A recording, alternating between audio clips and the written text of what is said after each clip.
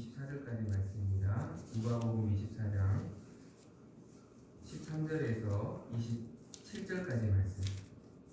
13절에서 27절까지 말씀 우리 한 절씩 교독하도록 하겠습니다. 누가복음 24장 13절에서 27절까지의 말씀입니다. 그날에 그들 중 둘이 예루살렘에서 25리 되는 엠마오라 하는 마을로 가면서 이 모든 된 일을 서로 이야기하더라. 그들이 서로 이야기하며 문의할 때 예수께서 가까이 이르러 그들과 동행하시나 그들의 눈이 가려져서 그인 줄 알아보지 못하거늘 예수께서 이르시되 너희가 길 가면서 서로 주고받고 하는 이야기가 무엇이냐 하시니 두 사람이 슬픈 빛을 띠고 머물러 서더라. 그 한 사람인 글로바라 하는 자가 대답하여 이르되 당신이 예루살렘에 체류하면서도 요즘 거기서 된 일을 혼자만 알지 못하느냐. 이르시되 무슨 일이냐 이르되 나사렛 예수의 이르니 그는 하나님과 모든 백성 앞에서 말과 일에 응하신 선지자이거늘 우리 대제사장들과 관리들이 사형 판결에 넘겨주어 십자가에 못 박았느니라. 우리는 이 사람이 이스라엘을 속량할 자라고 바랐노라. 이뿐 아니라 이 일이 일어난 지가 사흘째요. 또한 우리 중에 어떤 여자들이 우리로 놀라게 하였으니 이는 그들이 새벽에 무덤에 갔다가 그의 시체는 보지 못하고 와서 그가 살아나셨다 하는 천사들의 나타나심을 보았다 함이라. 또 우리와 함께한 자 중에 두어 사람이 무덤에 가 과연 여자들이 말한 바와 같음을 보았으나 예수는 보지 못하였느니라 하거늘 이르시되 미련하고 선지자들이 말한 모든 것을 마음에 더디 믿는 자들이여 그리스도가 이런 고난을 받고 자기의 영광에 들어가야 할 것이 아니냐 하시고 함께 했습니다. 이에 모세와 모든 선지자의 글로 시작하여 모든 성경에 쓴 바 자기에 관한 것을 자세히 설명하시니라. 오늘 부활주일이죠. 기독교에서 부활이 예수님의 부활이 왜 그렇게 중요하여 이렇게 기독교의 가장 큰 절기로 부활주의를 우리가 지키는가?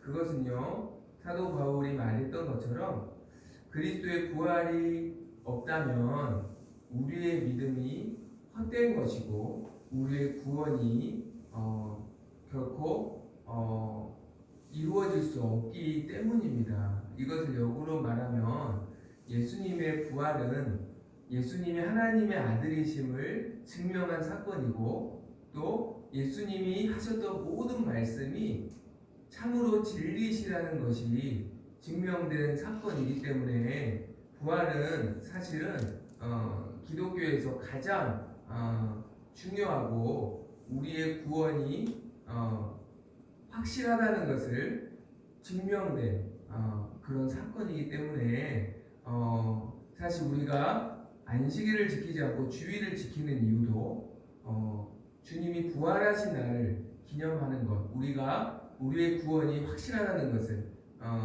증명된 날에 우리가 하나님을 예배함으로 영광을 돌리는 것입니다. 주님은 이렇게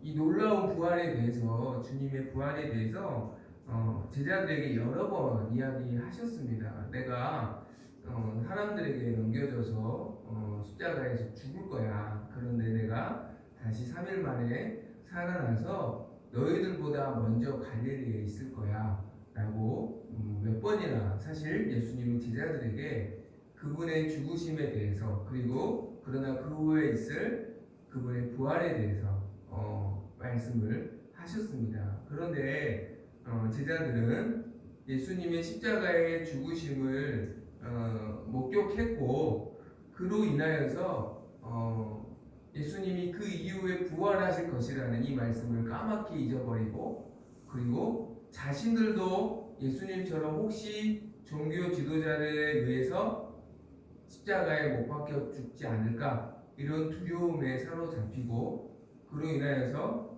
많은 주님을 따랐던 사람들이 예루살렘을 떠나기 시작했습니다. 오늘 본문에 나타나는 두 제자 역시 원래는 예루살렘에서 11 제자들과 11 사도들과 함께 있었던 제자들이었지만 너무나 두려워서 13절 말씀 보니까 엠마오라 하는 마을로 목적지를 정하고 예루살렘을 떠나고 있었습니다.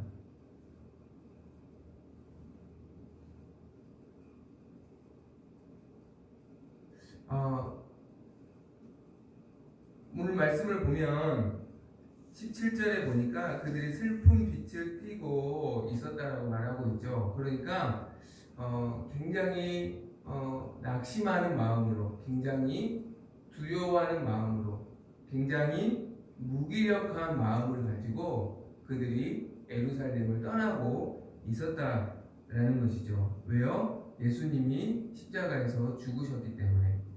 그래서 우리가 지금까지 그분을 믿었던 모든 게 다 헛됐구나. 또 우리도 여기 있으면 그분처럼 그냥 죽임만 당하지 않을까.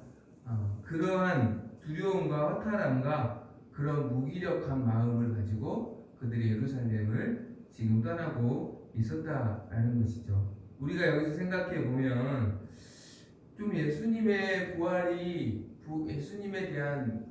그 부활에 대한 주님의 그 말씀과 또 부활의 증거들이 좀 빈약했기 때문에 제자들이 믿음이 없었던 게 아닙니까? 라고 이런 질문을 할 수가 있어요. 그렇죠?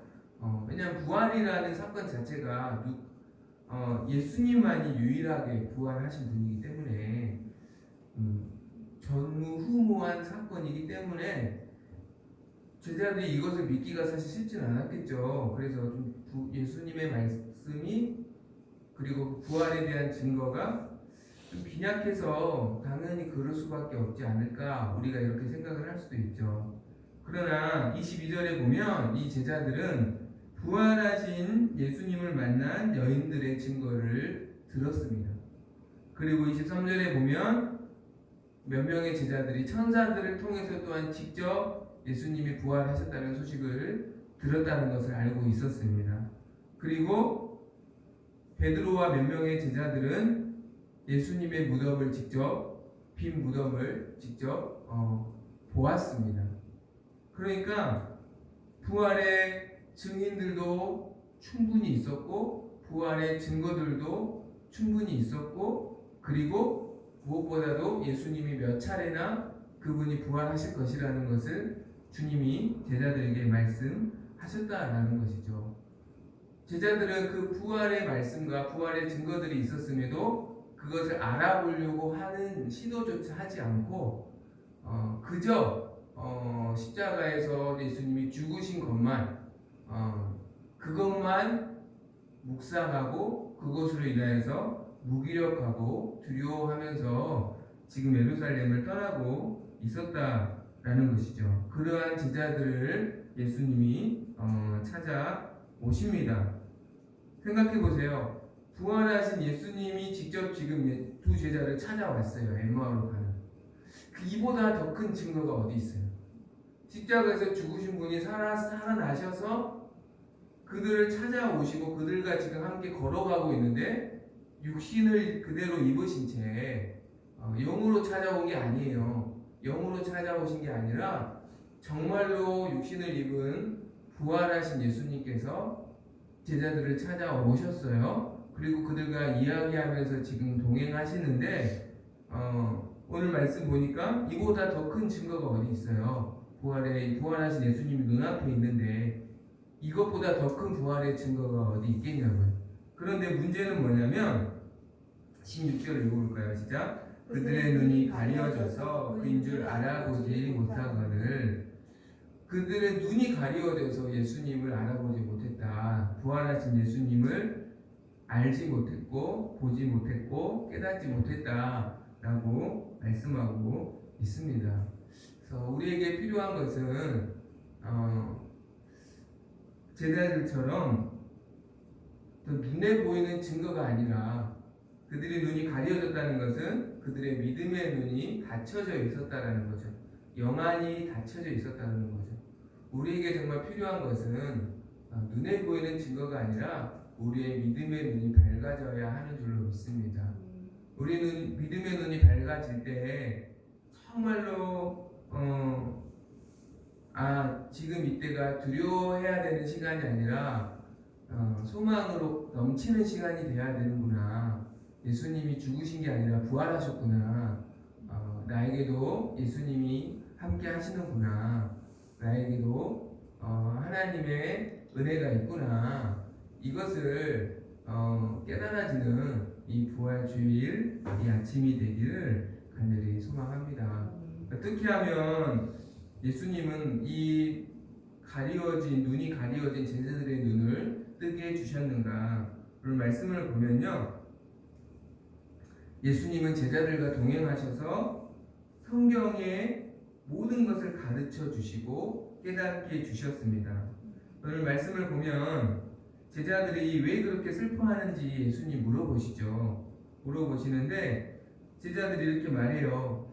우리는 나사렛 예수가 이스라엘을 송영할 자로 믿고 그들을 따랐지만 그가 종교 지도자들에 의해서 십자가에서 죽어버렸다.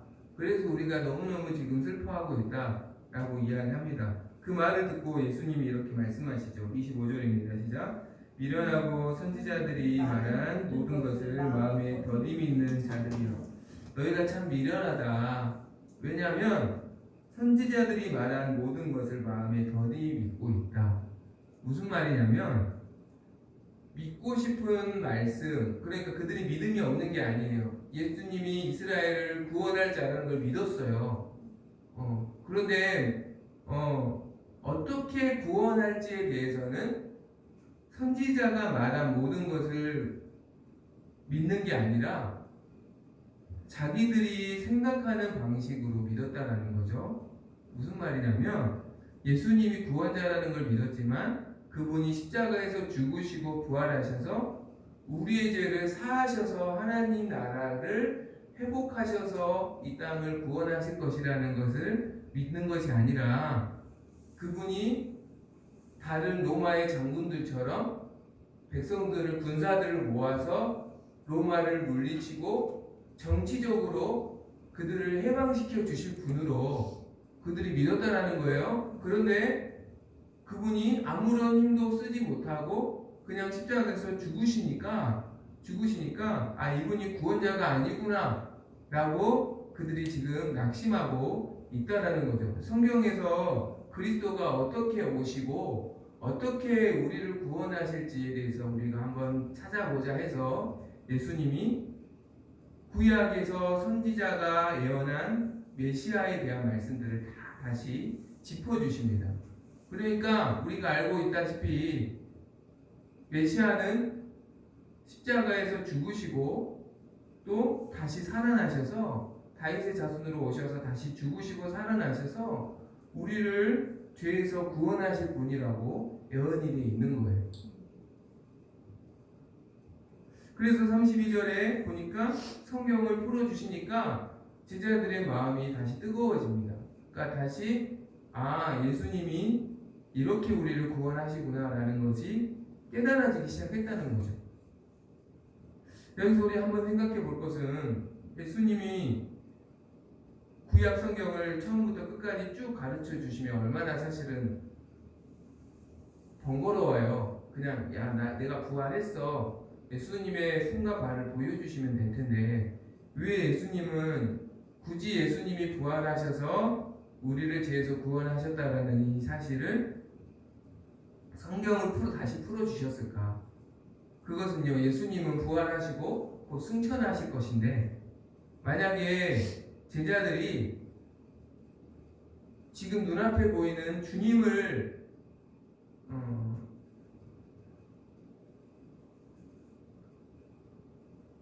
믿음의 근거로 삼았다면 주님이 승천하시면 그들의 믿음은 흔들렸을 거예요.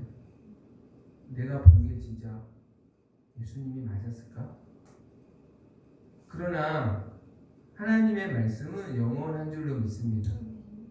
그래서 변하지 않고 영원한 하나님의 말씀에 믿음의 근거를 두게 하시려고 성경을 풀어서 가르쳐 주셨다라는 것이죠.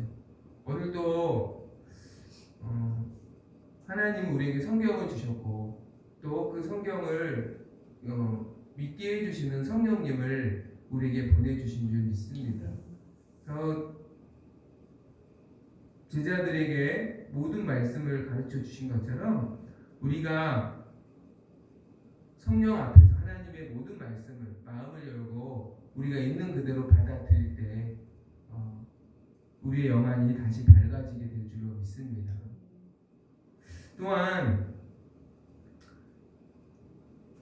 예수님과 제자들은 성경을 통해서 예수님이 십자가에서 죽으시고 부활하셨다는 것을 깨닫게 해주셨을 뿐만 아니라 함께 식탁 교제를 나누셨어요.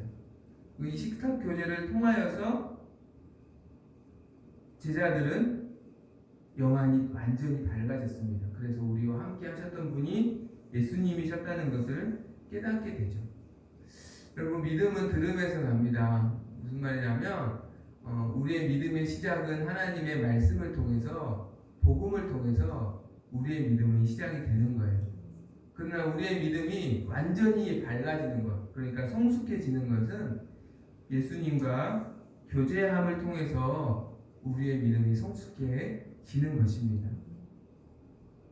만약에 제자들이 예수님과 함께 식사의 교제를 나누지 않았다면 자기와 함께 하셨던 분이 예수님이라는 것을 그들은 알지 못했을 거예요. 말씀을 통해서 예수님이 부활하셨구나, 성경대로 죽으셨구나 라는 진리를 조금씩 깨달아 갈 수는 있었지만 옆에 계신 예수님을 완전히 알아보지는 못했을 겁니다. 마찬가지로 우리가 어떤 특별한 역사를 통해서, 말씀을 통해서 우리의 믿음이 생겨갈 수 있지만, 시작될 수 있지만 우리의 믿음이 성숙해지는 것은 예수님과 교제함을 통해서 우리의 믿음이 성숙해지는 것이죠. 그리고 그 교제를 통해서 내가 진짜 해야 할 일, 나에게 주신 비전, 어떤 나의 삶의 목적이 깨달아지게 될 줄 믿습니다. 33절 말씀 보니까, 32절, 33절 보니까 예수님이 우리와 함께 하셨다는 것을, 부활하셔서 우리와 함께 하셨다는 것을 깨달았던 이 두 제자들은 다시 예루살렘으로 돌아가죠. 다시 예루살렘으로 돌아가서 11제자와 그들과 함께 자들에게 예수님이 정말 부활하셨다라는 것을 다시 가르쳐주고, 그리고 아마 이 두 제자는 평생 11사도와 같이 주님의 부활의 증인으로 살았을 것입니다.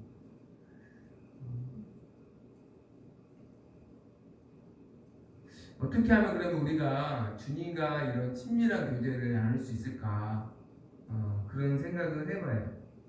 사실은 주님은 오늘도 요한복음의 말씀 보니까 하나님의 말씀이 곧 예수 그리스도라고 말해요.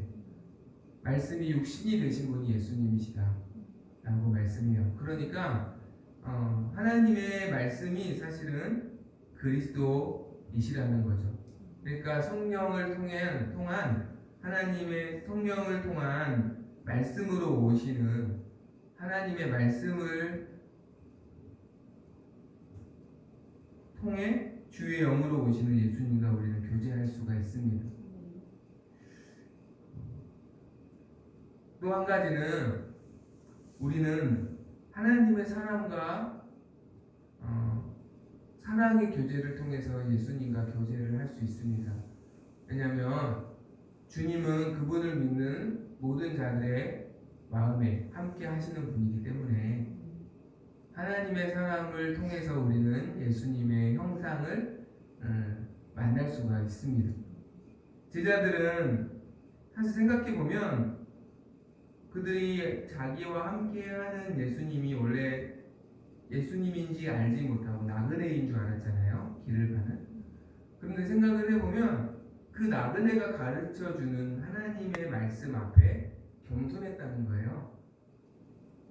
오히려 생각해보면 우리가 제자인데, 우리가 예수님께 직접 말씀도 배우고 또 기적도 경험한 사람인데, 이 사람은 예수님의 제자도 아닌데 이 사람이 가르쳐주는 성경 말씀에 우리가 이 사람보다 더 많이 알고 있는 거 아닌가? 라고 사실 잘못하면 교만해질 수도, 교만하여서 당신이 뭘 아냐고 이렇게 반응할 수도 있지 않았을까요?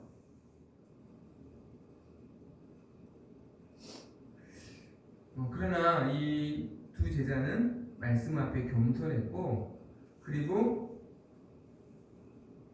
나그네로 함께 하시는 예수님이 전해주신 하나님 말씀을 계속 들으면서, 그리고 이 나그네에게 조건 없이 친절을 베풀죠.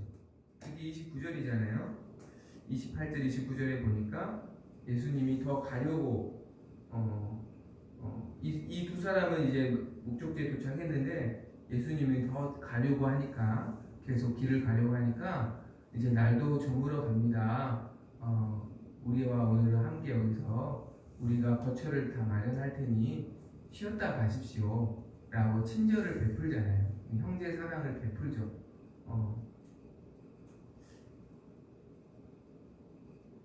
히브리서 13장에 보면 형제 사랑하기를 계속하고 손님 대접하기를 잊지 말라. 이로써 부지 중에 천사들을 대접한 이들이 있었느니라.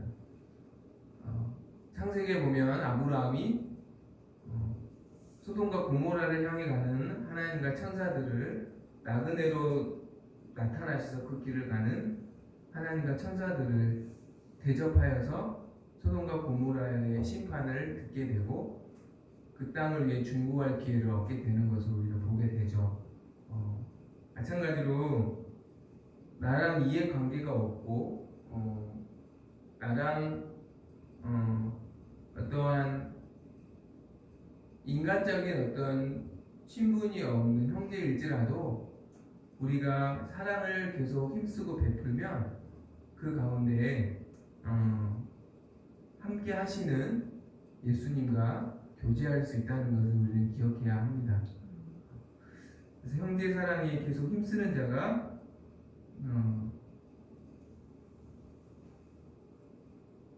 우리 가운데 찾아오시는 예수님을 만날 수 있다라는 것을 우리는 기억해야 하는 것이죠. 그러할 때 우리의 영안이 밝아지고 우리와 함께 하시는 예수님을 우리가 알게 되고 또 그분과 동행하는 삶을 살게 될 줄 믿습니다. 그래서 우리 마음 가운데 주님과 같은 마음을 품을 수 있는, 같은 소망과 같은 마음을 품고 또 살아갈 수 있는, 우리의 어떤 조건과 상황에 갇히는 것이 아니라 주님과 같은 마음을 품고 같은 뜻을 품고 그분과 동행하며 살아갈 수 있는 우리의 복된 삶이 되기를 간절히 소망합니다. 시간 설명 드리겠습니다.